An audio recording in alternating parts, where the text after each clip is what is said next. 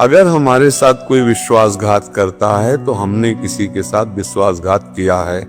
हमारा पक्की बात मान लेना, आप संशय मत करना, क्योंकि अगर हमारे द्वारा कर्म नहीं बिगड़ा है तो हमारे साथ कोई कर्म बिगाड़ नहीं सकता। इसीलिए कहा जाता है अपने कर्मों को सुधारो। हमारे साथ विश्वासघात आज हो रहा है और हम कल को भूल चुके हैं, लेकिन कल हमने उसके साथ विश्वासघात किया था, तभी वो हमारे साथ विश्वासघात कर रहा है, पक्का समझो।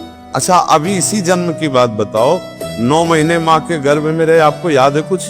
तो फिर पीछे के कर्म का कैसे याद होगा तुम्हें? जब इसी जन्म का याद नहीं तो मानना पड़ेगा, बिना कर्म के हमें कोई सुख दुख नहीं दे सकता। आप देखो, एक किसान फसल बोता है तो 4-5 महीना लगता है भैया। एक आदमी कत्ल करता है तो उसको 2-4-6 महीने लगते हैं न्यायाधीश को सजा देने के लिए।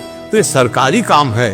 अब आपका कोई बेईमानी की हो, तत्काल उसका एक्सीडेंट हो गया, हाथ पैर टूट गया, तो आप समझते हो कि आप क्या करने? नहीं, उसका वो कर्म संयोग चल रहा है। तुम्हारा कर्म संयोग तुमको भुगतना, उसका कर्म संयोग। इन बातों को कोई समझता नहीं ना, ये अध्यात्म का विषय है।